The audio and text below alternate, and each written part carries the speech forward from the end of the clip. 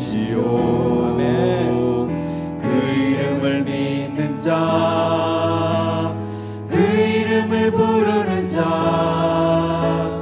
그가 어떤 사람이든 그는 구원 얻으리.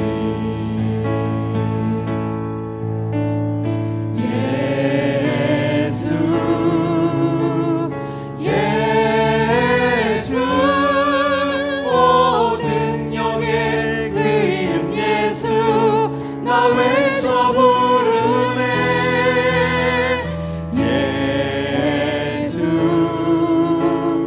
예수 오 구원의 그 이름 예수 나 외쳐 부르네. 예수. 예수 그리스도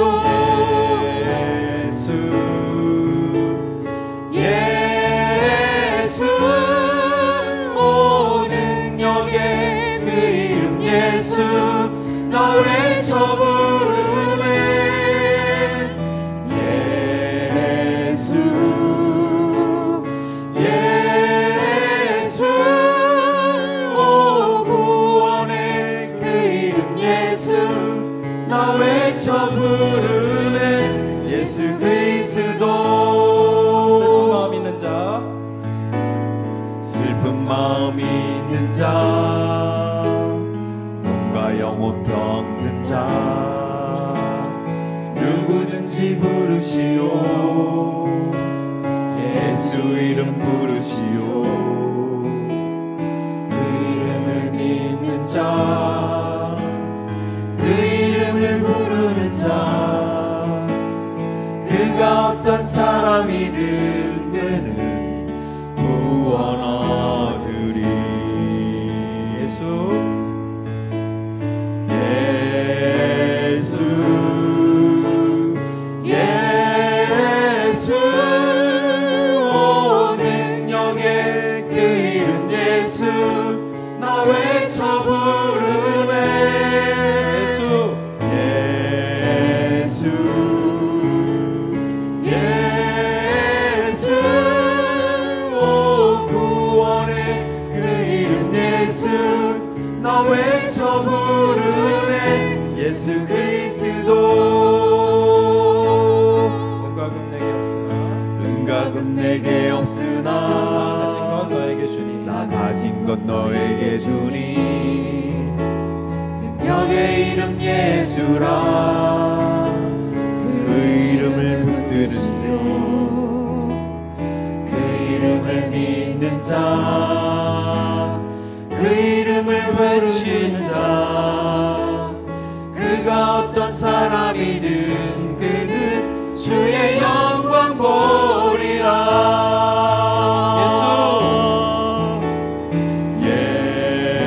예수 예수 오 능력의 그 이름 예수 나 외쳐 부르네. 예수 예수 오 구원의 그 이름 예수 나 외쳐 부르네. 예수 그리스도 우리에게 주신 영광의 이름 나 어찌 잠잠하리. 세상에 크게 외쳐 부르리 나의 주 예수 그리스도. 아멘. 예수 예수 오 능력의 그 이름 예수 나 외쳐 부르네. 예수 예수 오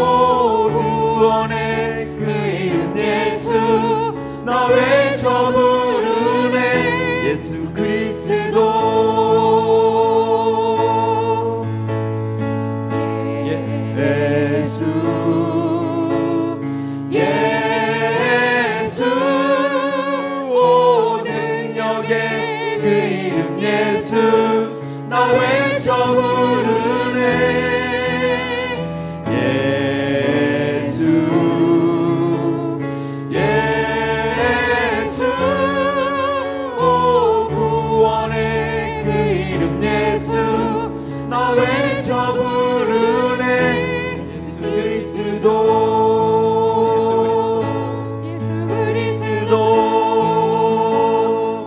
예수 그리스도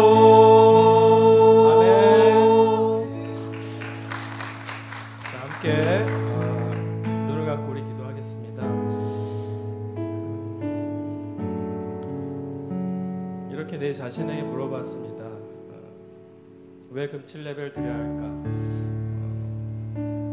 많은 예배가 있는데 실험인 예배가 왜 필요할까? 그때 주님께서 이런 마음을 주셨습니다. 네가 어떤 사역을 하고 얼마나 또 어떻게 재정을 채우고 어떻게 흘려보내며 정말 일터에서 치열하게 얼마나 치열하게 고민하며 살아가고 있는지 잘 알고 있다. 하지만 나는 내가 드리는 예배가 좋다. 너무 좋다. 그렇습니다. 우리 예배를 통해 영광 받으실 그 주님을 찬양하며 이 자리에 하나님의 임재를 구하며 함께 기도합시다. 주여 아버지 하나님, 주여 이 시간 주여 정말 이 자리에 주여 함께하여 주셔서 우리 예배를 통해서 영광 받으시고 주여 하나님 이 자리에 충만하신 은혜로 제하여 주시옵소서. 기름 부어주시고 우리를 불쌍히 여기셔서 우리 각자의 일터에서 정체성을 회복하고 하나님 나라를 세워나가며 주여 정말 주님 나라를 꿈꾸며 나아가는 주여 저희들 될 수 있도록 주님 허락하여 주시옵소서. 부족하지만 연약하지만 주여 주님 저희들 이 자리에 섰습니다. 하나님 오직 하나님만 영광 받아 주시옵소서. 지금 주여 주님 앞에 기도하며 나아갑니다. 주여 오늘 주여 주님 앞에 올려드리며 나아갑니다. 이 예배를 주여 주님 영광 받아 주시옵소서.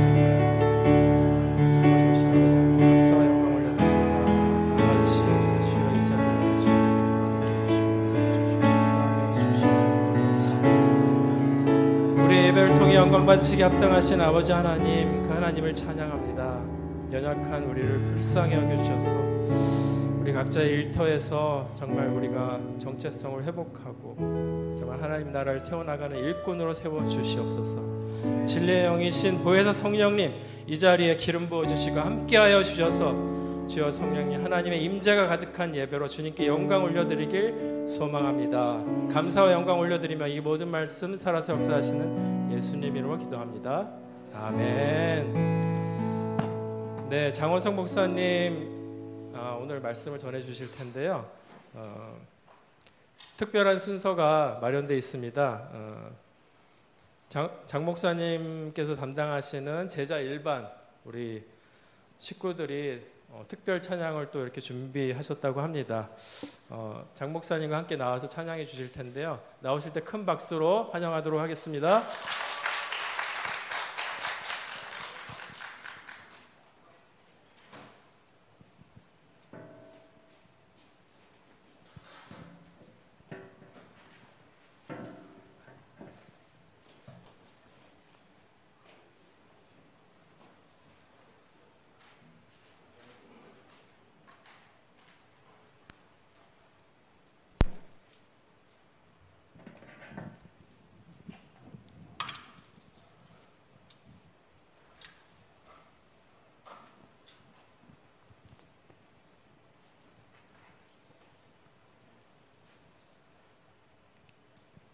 차렷 경례.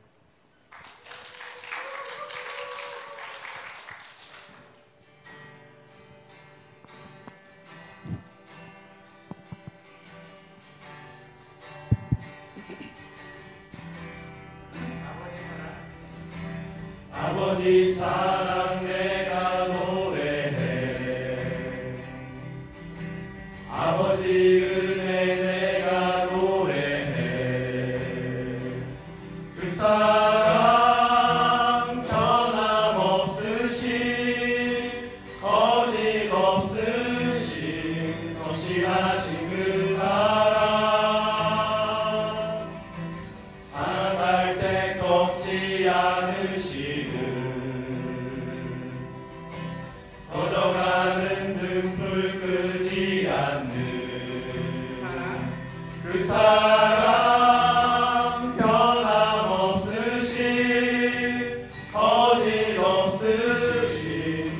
신실하신 그 사랑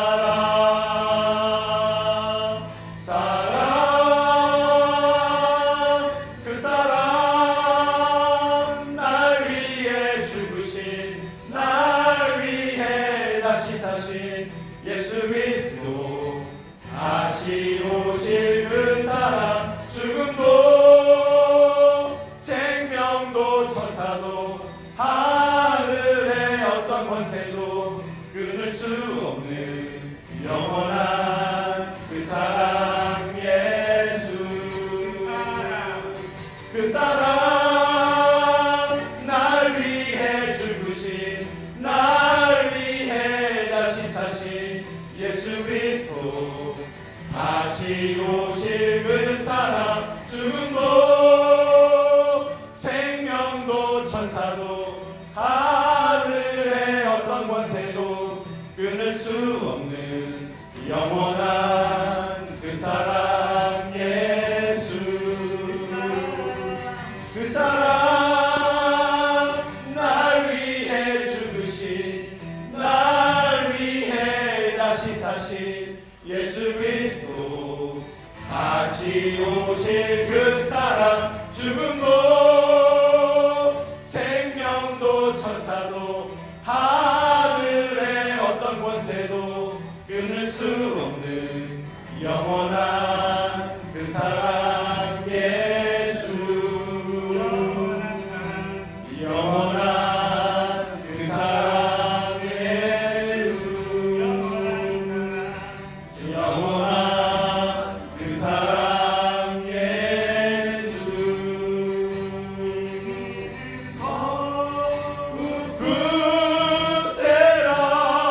굳세라 주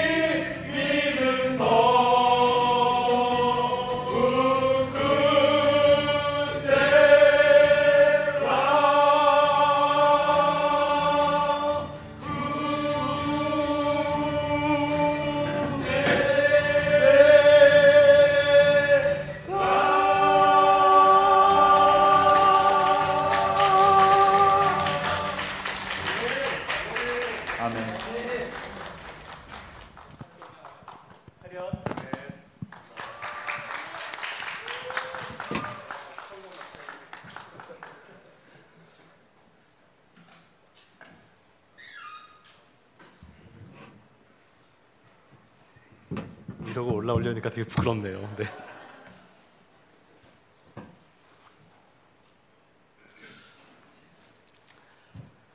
네, 안녕하세요. 저는 올림픽 교구를 담당하고 있고요. 저희 주일 일반 남자 제자반을 담당하고 있는 장원송 목사입니다. 반갑습니다.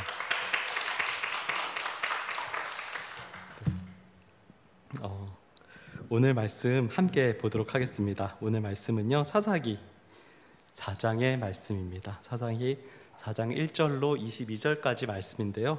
저희 길어서요 좀 분할해서 보도록 하겠습니다. 1절로 5절까지 17절로 22절까지 말씀을 저와 여러분이 함께 읽어보도록 하겠습니다.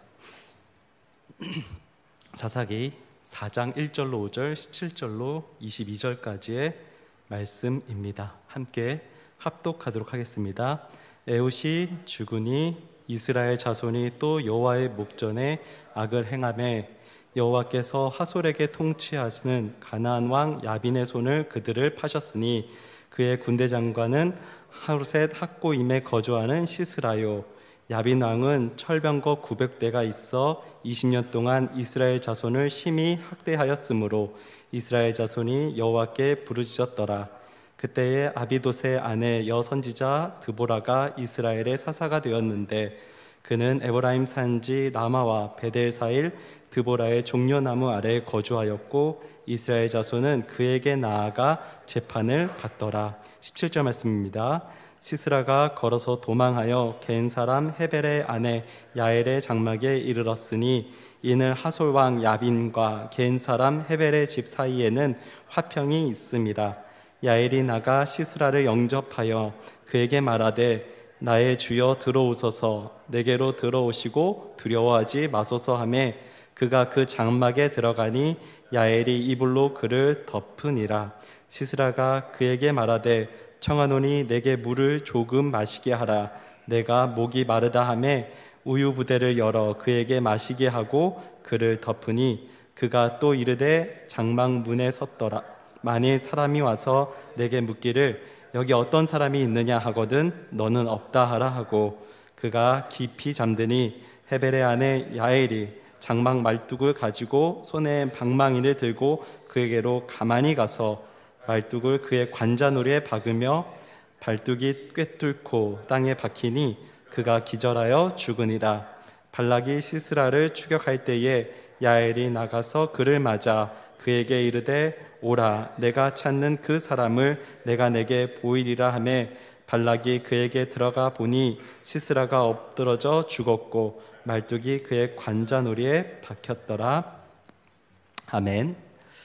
네, 동역자 아름다운 승리의 비결이라는 제목으로 말씀 전하겠습니다.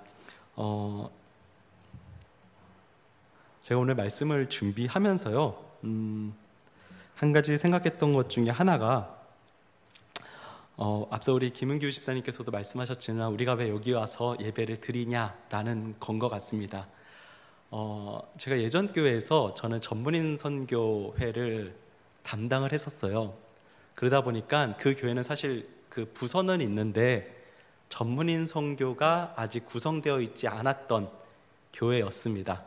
그래서 저 아무것도 없이 그냥 전문인 선교부를 맡으라 해서 맡았는데 아무것도 없더라고요. 그래서 제가 생각했던 것 중에 하나가 4가지의 선교회를 만들자라는 생각으로 이제 선교회를 준비했어요. 첫 번째가 이제 의료 선교회, 두 번째가 교육자 선교회, 세 번째가 임의용 선교회, 네 번째가 실업인 선교회였습니다. 그리고 나중에 좀 더 되면은 법률인 선교, 법조인 선교회를 만들자라는 생각으로 이 선교회를 좀 진행했는데 제가 2년 동안 3가지 선교회를 좀 구성을 했어요. 첫 번째가 의료인 선교회, 두 번째가 임의용 선교회, 세 번째가 교육자 선교회까지는 제가 어느 정도 이제 구성을 하고 기틀을 세우고 우리 교회에 오게 되었습니다. 근데 제가 한 가지 아쉬운 것이 이 실업인 선교회를 그때 정말 많이 노력을 했는데 잘 모여지지 않더라고요. 그때 이제 사홀하시는 많은 이제 장로님들과 집사님들과 이야기를 나누면서 했던 이야기 중에 하나가 실업인 선교회가 모이는 것이 참 어렵다라는 거였어요. 왜냐하면은 코로나 이후에 경제가 많이 안 좋았잖아요. 안 좋다 보니까 이 사업하시는 분들이 함께 모여서 하는 동력이 많이 좀 어렵다라는 이야기를 많이 하시더라고요. 그 얘기를 들으면서 좀 많은 생각을 했습니다. 과연 이 실업인 이런 전문인 선교회의 의미가 뭘까라는 생각을 저는 정말 많이 했던 것 같아요. 또 그분들을 설득하기 위해서, 또 모여서 함께 기도하기 위해서 어떤 것을 중심으로 말씀을 드려야 할까에 대해서 많이 고민했다가 제가 이제 오기 직전까지 장로님들과 함께 나눴던 것 중에 하나는 그거였습니다. 실업인 선교회든 어떤 전문인 선교회든 가장 중요한 것은 함께 모여서 한 마음을 바라보며, 한 곳을 바라보며 기도하는 동역자를 만드는 것이 가장 큰 의미가 있지 않겠느냐라는 생각을 함께 나눴던 적이 있습니다. 실업인 선교회도 의료인 선교회도 많은 분들이 그 얘기를 하시더라고요. 임의용 선교회나 의료인 선교회는 이유가 분명하다. 어떤 봉사를 해서 그 봉사를 통해서 하나님 나라를 세워가는 데에 좀 더 이렇게 눈에 보이는 선교이지 않느냐. 근데 실업인 선교회는 어떤 걸 우리가 할 수 있는지에 대해서 참 많은 고민이 필요한 것 같습니다라는 생각을 말씀 많이 할 때에 저는 그 어떤 것보다도 가장 중요한 것은 그래도 하나님께서 주신 기업을 바라보며 기도하며 동역자로서 세워나가는 것이 이 실업인 선교회의 가장 큰 의미가 아닐까라는 생각을 하게 되었고요. 그러한 마음으로 사실 오늘 말씀을 준비하게 되었습니다. 오늘 말씀을 통해서요, 진정 하나님의 동역자로서 한 곳을 바라보며 함께 기도해 나아가는 우리 실업인 선교회가 되시기를 주님의 이름으로 축복합니다. 우리는요 20세기가 21세기가 오면서 사실 지금까지 세상은 10,000명을 먹여 살릴 천재 한 사람을 바래왔던 것 같습니다. 기업에서도요 천재 한 명을 투자하는 것을 중요하게 생각해왔고 그 한 사람을 살리기 위해서 여러 사람은 죽어도 괜찮다라는 풍조가 있었던 것 같습니다. 그런데 어느 순간부터 고독한 천재도 있어야 하지만 파트너십에 따른 창조성을 강조하는 분위기가 더 많이 고조되는 것 같은 것을 보게 됩니다. 심리학 분야에서 20년간 연구해온 저널리스트죠. 조슈아 울프 쉔크라는 한 학자는요, 자신의 책 둘의 힘에서 창조성이란 특별한 한 사람의 내부에 숨어있는 재능이 아니라 한 사람이 다른 사람과 깊고 의미 있는 관계를 맺을 때에 그 사이에서 발생하는 힘이다라고 말하고 있습니다. 그리고 이로 인해서 더 큰 일을 할 수 있다고 말하는데요. 그의 책에선 이런 것을 예를 듭니다. 비틀즈의 폴 맥카트니와 존 레넌은 서로의 노래에 화답하는 방식으로 곡을 썼다라는 거예요. 존 레논이 Strawberry Fields Forever라는 노래를 쓰면 폴 맥카트니가 페니 레인이라는 곡을 썼다라는 것이죠. 이 둘이 서로 유명한 이 두 가지 노래를 작곡함으로 인해서 얼핏 보면 경쟁하는 것 같지만 이 경쟁은 분명히 선의의 경쟁이었다라는 것입니다. 그로 인한 보상은 결국 모두가 공유하는 것이고요. 이런 모습을 통해서 폴 맥카트니는 이렇게 말했다고 해요. 이런 식으로 우리는 항상 더 나아지고 다시 또 나아지게 되는 것이라고 했다고 합니다. 그런데 이것은 이미 성경에서 우리에게 보여주는 방법과도 마찬가지입니다. 우리는 로마의 기독교를 전파하는 사역으로 누가 가장 유명하죠? 사도 바울을 아마 떠오르실 겁니다. 그런데 한번 생각해 보시기 바랍니다. 바울도 가는 곳곳마다 자신의 동역자가 있었습니다. 루디아가 있었고요. 에베소 장로들이 있었고요. 또 사도 바울 앞서서 스데반의 순교가 있었습니다.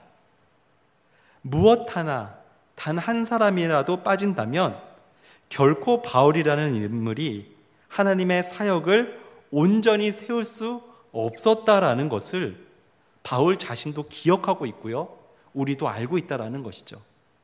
바울은 이것을 잊지 않기 위해서 어떻게 합니까? 자신의 서신서에마다 자신이 감사해야 하는 사람들의 이름을 나열하는 것을 통해서 알고 있다라는 것이죠.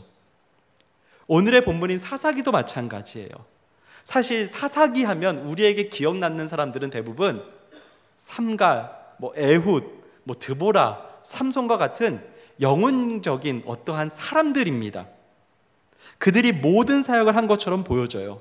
그런데 사사기를 묵상하면 할수록 결코 그럴 수 없다라는 것을 우리는 보게 된다라는 것입니다. 그들이 혼자 사역한 것 같지만 그들에게도 동역자가 있었다라는 것을 발견하게 된다라는 거예요. 특별히 오늘 말씀 이 드보라 사사의 이야기에서도요, 우리는 이와 같은 모습을 발견할 수 있는데요, 영웅적인 신앙인의 어떠한 이야기가 아닌 동역자로서 일하시고 승리하시는 하나님의 모습을 우리는 발견하게 된다라는 것입니다. 오늘 말씀을 통해서요, 진정 동역자 가운데 함께 일하시는 하나님을 발견하시고 그로 말미암아 이 실업인 선교회가 더욱더 동역자로서 기도하는 공동체가 되시기를 주님의 이름으로 축복합니다. 오늘 말씀에서 첫 번째 교훈은요, 동역자는 하나님이 세우신다라는 말씀입니다. 동역자는 하나님이 세우십니다. 우선 드보라 사사 시기에요, 이 이스라엘을 괴롭혔던 대적에 대해서 한번 보면은요, 사실 이 대적은 우리가 보기에 굉장히 친숙한 이름입니다. 바로 하솔왕 야빈이다라고 말하는데요, 이 이름이 친숙한 이유는 우리는 이미 이 이야기가 사사기 전에 성경에서 나왔기 때문입니다.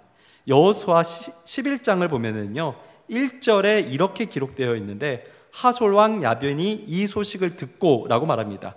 그리고 10절에 또 이어져서요, 하솔은 본래 그 모든 나라의 머리였더니 그때 여호수아가 돌아와서 하솔을 취하고 그 왕을 칼날로 쳐 죽이고. 다시 말하면요, 여호수아는요, 이 가나안 정복 전쟁 당시에 이 하솔 왕 야빈을 정복했던 적이 있었다라는 거예요.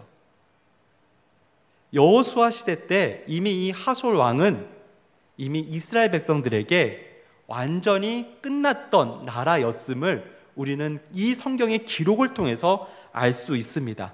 그런데 여호수아 시대에서부터 이 드보라 사사 시대까지는 약 150년의 시간이 지나거든요. 그러니까 같은 사람은 아닐 것입니다. 마치 애굽에서 람센스와 같은 이름이 이 야빈이라는 것이죠. 근데 지금 어떤 일이 벌어졌습니까? 이 하솔 왕 야빈이 어떻게 됐어요?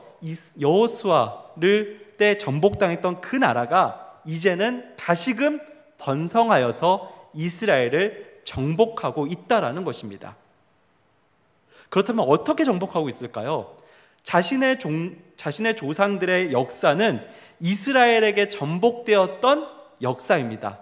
그런데 이제 그것이 뒤집어 엎어져서 자신들이 그 나라를 정복하게 되었어요.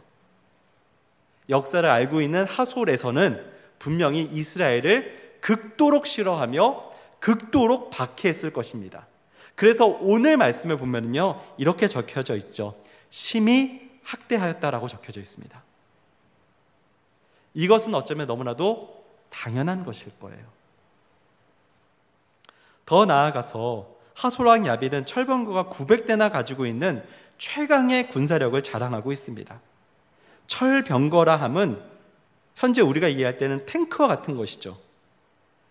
당시의 군사력만 비유해도요, 이스라엘과 이 하솔왕 야빈이 가지고 있는 철병거 900대는 맞서 싸울 수 없을 정도로 정말 계란으로 바위치기와 같은 모습이다라고 생각할 수밖에 없다라는 것입니다. 야빈은 이러한 군사력을 가지고 자신의 군대 장관 시스라를 보내서 이스라엘을 착취하는 데에 오늘 본문에서 심히 학대하고 있다라고 말하고 있다라는 것이죠. 그들의 악행은 5장에서 드보라의 노래를 통해서 더 잘 드러나는데요, 사사기 5장 30절에서 시스라의 어머니가 오지 않는 아들을 기다리며 이렇게 노래합니다. 우리 한번 같이 읽어보도록 하겠습니다. 그들이 어찌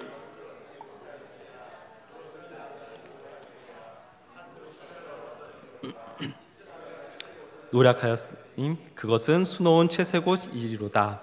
아멘. 여기서 처녀라고 번역된 히브리 언어는요, 사실 자궁을 의미합니다. 그러니까 좋게 점잖게 말해서 처녀고, 사실은 여성들을 굉장히 성적으로 착취했다라는 것을 우리는 알 수 있다라는 것이죠. 이스라엘 안에서 시스라와 그의 부하들은 끊임없이 여성을 착취하고 폭력을 행하며 정말 아주 이스라엘의 모든 것을 씨를 말리는 모습들을 보여주고 있다라는 것입니다. 이러한 기간이 20년이나 흘렀어요. 아마 이스라엘의 고통은 이로 말할 수가 없었을 것입니다. 바로 이러한 시기에 하나님께서는요, 여사사 드보라를 보여주신다라는 것이죠. 전통적인 해석으로 보면은요, 이 여사사 드보라 사사는요, 남자들이 정신을 차리지 못했기 때문에 그 남성들을 부끄럽게 하시고자 여성을 보냈다라고 해석되어지는데요, 우리가 앞서 보았잖아요. 여성의 착취가 심했다라는 것을 보았을 때 아마도 하나님께서는요, 이 여성들을 위로하고자 여성 사사를 보내신 것이 아닌가라고 해석할 수 있을 것입니다. 왜냐하면 여성의 고통을 가장 잘 아는 사람은 여성이기 때문인 것이죠. 제가 아무리 전 딸 아이의 아버지인데요, 저희 딸의 모든 거를 제가 다 이해하지 못하잖아요. 가장 잘 이해하는 건 저희 아내더라고요. 여성의 어려움, 여성적인 어려움들은 바로 이 여성만이 알 수 있고, 그렇기 때문에 하나님께서는 가장 큰 위로와 방법으로 드보라 사사를 세워주셨다라는 것입니다. 그래서요, 더 나아가서 이 드보라 사사가 했던 일을 보면은요, 5절에서 그녀는 재판을 했다라고 말을 합니다. 5절을 함께 보면 이렇게 기록합니다. 그녀는 에브라임 산지 라마와 베델 사이 드보라의 종려나무 아래에 거주하였고, 이스라엘 자손은 그녀에게 나아가 달콤한 재판을 받더라라고 기록하고 있습니다. 종려나무는요, 다 아시다시피 우리 그 대추야자 나무잖아요. 그 대추야자의 열매는 굉장히 달콤합니다. 굉장히 달죠. 그런데 지금 그 아래서 드보라 사사가 재판을 하고 있다는 것은 매우 이스라엘 백성들 보기에 달콤한 재판을 하고 있다는 거예요. 무엇이 달콤한 재판일까요? 자신들의 느끼기에, 백성들이 느끼기에 속 시원한 재판, 어느 것 하나 기울어진 것이 아니라 공정한 재판을 하고 있음을 의미하고 있다라는 것입니다. 하지만 사사는요, 해야 할 일이 지금 재판뿐만 아니라 이제 이스라엘 백성들이 이끌고 전쟁에 나아가야 해요. 근데 여성의 사사로서 전쟁에 나아갈 수 있느냐? 그렇지 않은 것을 우리가 잘 알고 있습니다. 결국 어떠한 장군을 세워야 되고요, 남성들이 이끄는 그 장군을 세워서 전쟁에 나아가야 합니다. 그래서요, 하나님께서는요, 한 동역자를 옆에 세워주시는데 바로 장군 발락을 드보라에게 붙여 주십니다. 근데 우리가 흔히 알고 있죠. 전통적으로 우리는 발락을 어떠한 사람으로 생각합니까? 불순종하는 남자. 드보라와 야웰과는 대조적으로 믿음을 보이지 못하는 그 시대의 남자를 대표한다라고 알고 있습니다. 물론 이것이 틀렸냐? 그렇진 않아요. 근데 저는 조금 다르게 생각해 보았습니다. 장군 발락은 이성을 가지고 그에 따라 결정하고 행동한 것이 아닐까라는 생각이에요. 드보라가 발락 장군을 부릅니다. 그리고 납달리 자손과 스불론 자손 10,000명을 거느리고 가서 시스라와 그의 병거와 무리를 칠하라고 명령하게 됩니다. 납달리와 스불론 자손은요, 사실 이스라엘 지파 중에서 굉장히 메이저한 지파들이 아닙니다. 유다 지파나 르우벤 지파나 레위 지파 같은 사람들이 아니라는 거예요. 사람 수도 많지 않은 조금은 마이너리티한 지파가 바로 이 납달리 지파와 스불론 지파라는 것이죠. 그러한 사람들 10,000명만을 붙이고 철병거 900대와 함께 싸우라고 하니 발락 입장에서는 어떤 생각이 들겠습니까? 이게 과연 가능한가에 대한 고민을 한다라는 것입니다. 스스로 계산해보고 생각한다라는 거예요. 발락의 이러한 모습이 믿음이 없었기 때문이다라고 말할 수 없는 것은 히브리서에 보면은 그를 이렇게 평가하고 있기 때문인 것인데요. 우리 히브리서 11장 32절 함께 한번 읽어보도록 하겠습니다. 내가 무슨 말을 더하리요? 기드온, 발락, 삼손, 입닷, 다윗 및 사무엘과 선지자들의 일을 말하려면 내게 시간이 부족하리로다. 아멘. 믿음장에서 그는 다윗과 함께 믿음의 사람으로 언급되고 있다는 것입니다. 발락은 불순종의 사람이다기보다는 어쩌면 좀 더 이성적이고 조금 더 조심스러운 믿음의 사람이었다라고 우리는 볼 수 있다는 것입니다. 시대의 남자들은 굉장히 어떻게 보면 좀 한심했어요. 그 시대의 남자들은 믿을만 하지 못했습니다. 하지만 하나님께서는요, 그 드보라 사사에게 이러한 조심스럽고 그렇지만 믿음을 가지고 그렇지만 이성을 가진 발락이라는 동역자를 붙여주셨다라는 사실이에요. 더 나아가서 오늘 인물 중에서 한 명 더가 있죠. 우리가 읽은 야엘이라는 여성입니다. 이 야엘은 어떤 사람이냐? 17절에요. 그녀의 집안에 대해서 이렇게 이야기를 하는데요. 시스라가 걸어서 도망하여 겐 사람 헤벨의 아내 야엘의 장막에 이르렀으니 이는 하솔왕 야빈과 겐 사람 헤벨의 집 사이에는 화평이 있음이라 라고 말합니다. 하솔왕 야빈과 겐 사람 헤벨 사이에 화평, 곧 화친을 맺었다라는 거예요. 다시 말하면 그 둘은 서로서로를 지켜줘야 하는 집안과 집안이라는 것이죠. 그래서 야엘의 집안은 그저 조그만한 동네에 어떠한 집이 아니라 그 동네의 지주, 족장이 되는 집이었음을 우리는 알 수 있다라는 것입니다. 근데 문제가 있어요. 이 헤벨 가문은 11절에 이렇게 상세하게 소개되는데요. 모세의 장인 호밥의 자손 중 겐 사람 헤벨이다라고 말합니다. 호밥은 장인이라기보다는 이제 원어적으로 보면 처남입니다. 그러니까 모세의 아내의 동생인 것이죠. 이스라엘을 도와야 하는 집안이라는 거예요. 이스라엘을 지켜야 하는 집안이라는 것입니다. 그런데 그 집안의 남자들이 너무나도 한심했기 때문에 그 하나님과의 약속을 어기고 지금 화친하면 안 되는 이 집안과 화친하고 있다라는 것이죠. 근데 그러한 상황 가운데 하나님이 누굴 세우십니까? 믿음의 한 여인 야엘을 세우고 계신다라는 거예요. 그리고 그 여인은 드보라 사사를 돕는 동역자의 역할을 해낸다라는 것입니다. 사랑하는 성도 여러분, 동역자를 세우는 것은요, 우리가 찾는 것이 아닙니다. 우리의 눈으로 판단하는 것도 아니에요. 동역자는 하나님이 붙여주시고요, 하나님이 세우신다라는 사실을 기억하시기 바랍니다. 발락이요, 당시에 한심한 남자였습니다. 어쩌면 드보라 사사 보기에는 답답한 장군이었을지 모릅니다. 그런데 하나님께서는요, 그 발락을 사용하신다라는 거예요.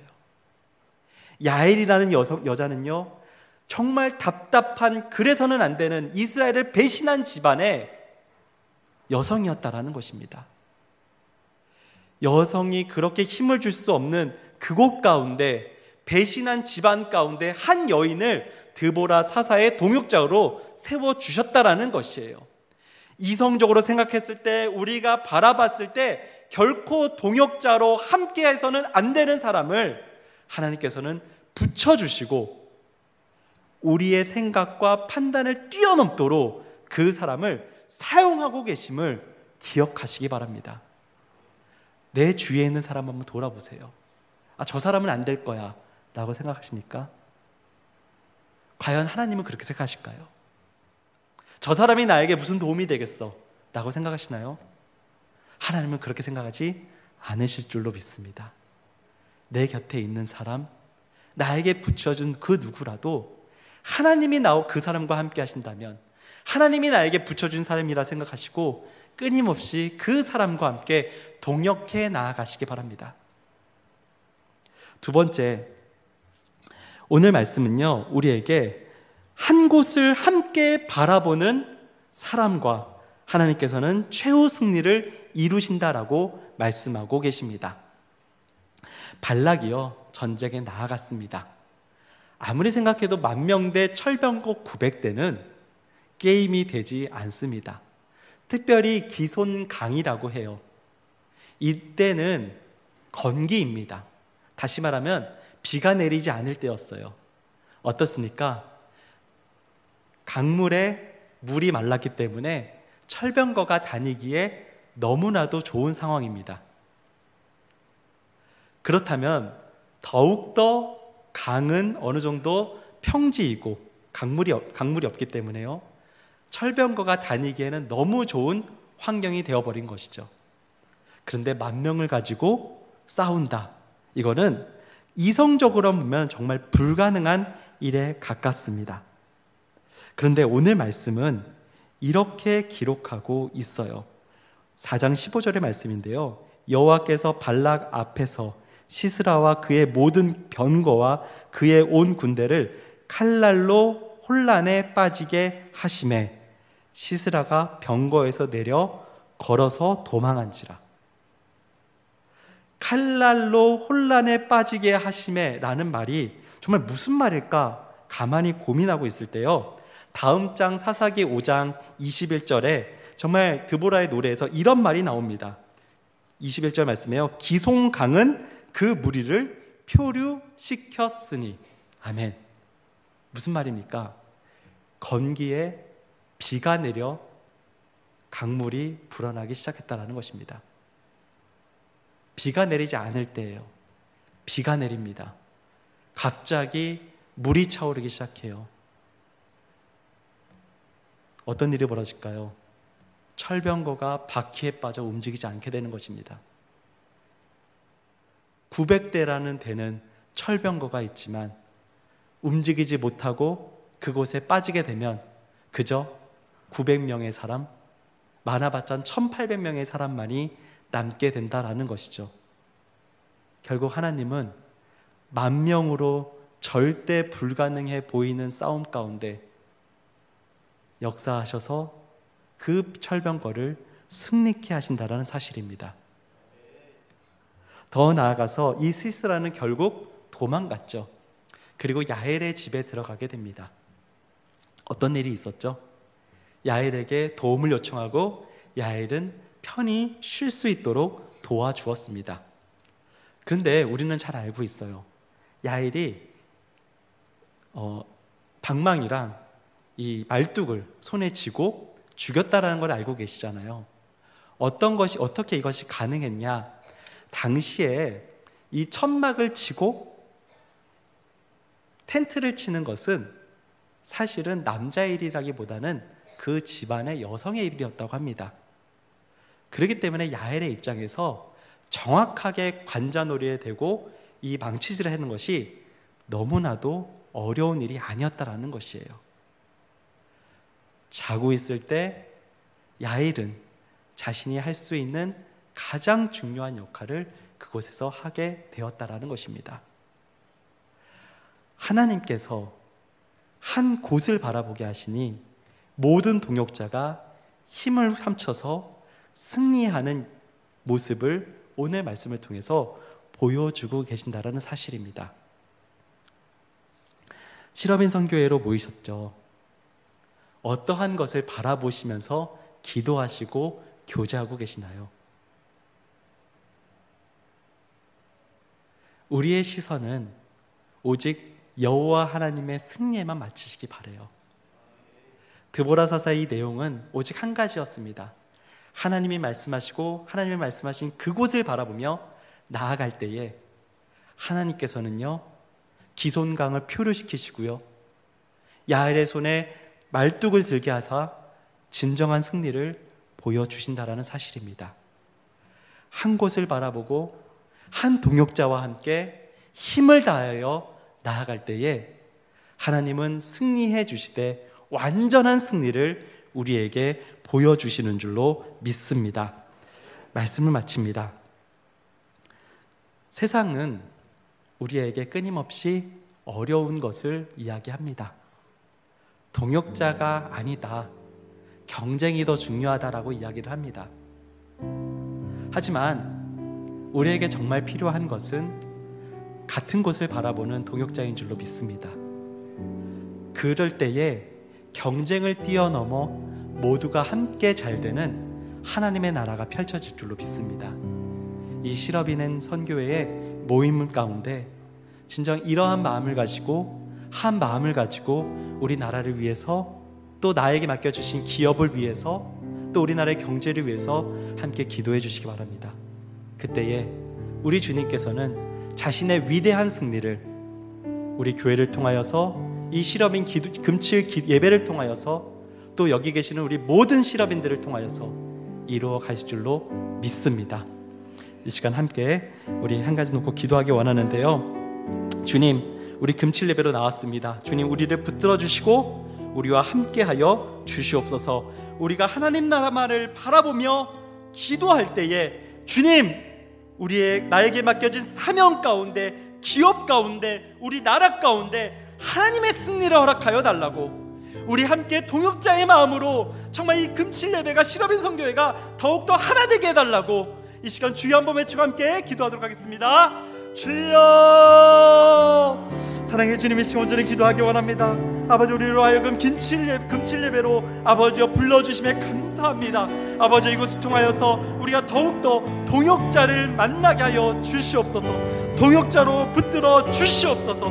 아버지, 우리 더욱더 서로서로를 섬기게 하여 주시옵소서. 한 곳을 바라보며 기도하게 하여 주시옵소서. 그때 주님이 주시는 참된 승리를 온전히 경험하는 우리 모두가 될 수 있도록 주님께서 축복하여 주시옵소서. 주여, 우리를 불쌍히 여겨 주시옵소서. 주여, 우리와 온전히 함께하여 주시옵소서.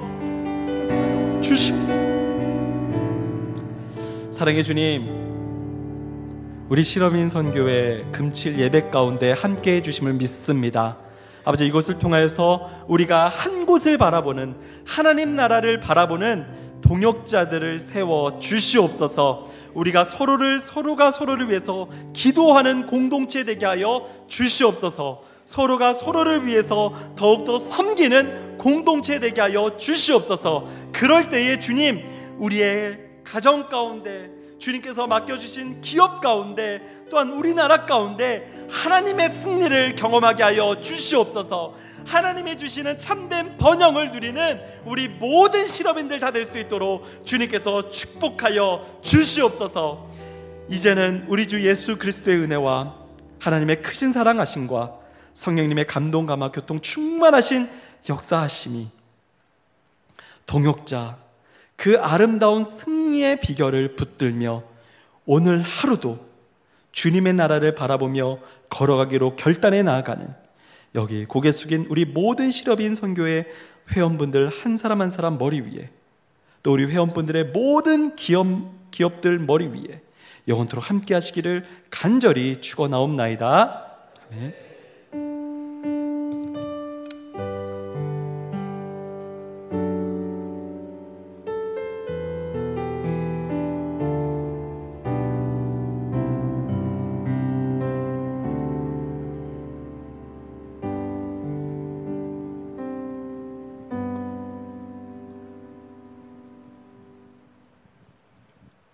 네, 광고 말씀드리겠습니다. 먼저 귀한 말씀 전해주시고 또 특송까지 함께 해주신 저희 장원성 목사님께 감사의 박수 좀 부탁드리겠습니다.